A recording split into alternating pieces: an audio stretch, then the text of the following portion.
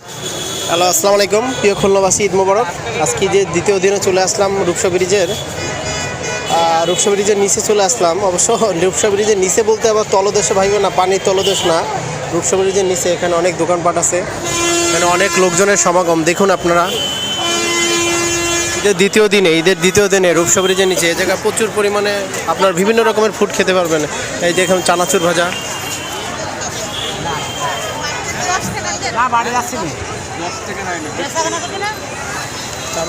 চানাচুর ভাজা আছে, মুড়ি এখানে আছে। ভাইয়াটা বাদাম বিক্রি করতেছে। এখানে বিভিন্ন ধরনের প্লাস্টিকের ফুল কিনতে পাবেন, প্লাস্টিকের ফুল অনেক সুন্দর সুন্দর। মেয়েদের জন্য মাথার প্লাস্টিকের ফুলের খোপা আছে, ব্যান্ড আছে। দেখুন ছোট বাচ্চাদের জন্য গ্যাস বেলুন আছে। দেখুন আপনারা বড়রা পারবেন না, ছোটো বাচ্চারা যারা আছে তারা ধরলে অবশ্যই উড়ে যাবে, এমনি বাতাস প্রচুর পরিমাণে। দেখুন লোকজন ঈদের দ্বিতীয় দিনে কি করবে, সবাই ঘুরতে বেরোইছে, সবাই প্রচুর পরিমাণ লোকজনের সমাগম। দেখুন ব্রিজের নিচে উপরে রূপসা ব্রিজ,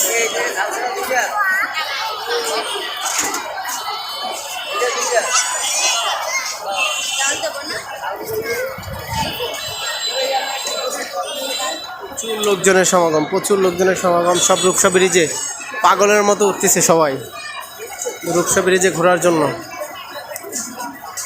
আপনার রূপসা ব্রিজে যখন উঠবেন তখন দেখবেন এই যে সিঁড়ির প্রথমেই দেখবেন বিভিন্ন রকমের খেলনাপাতি, বিভিন্ন ধরনের বাচ্চাদের খেলনা অনেক স্বল্প মূল্যে পাবেন এখানে। 20 টাকা, 30 টাকা, 40 টাকা, 50 টাকা।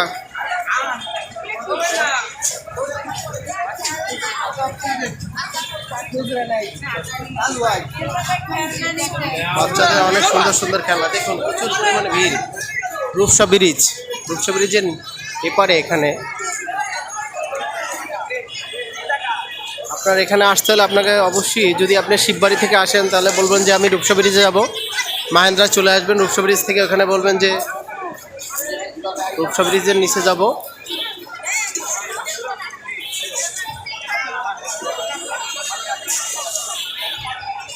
ফুচকা, বিভিন্ন রকমের খাবার দাবার এখানে পাবেন। আচ্ছা, আসসালামু আলাইকুম, সবাই ভালো থাকবেন, আল্লাহ হাফেজ, সবাই ভালো থাকবেন, ঈদ মোবারক।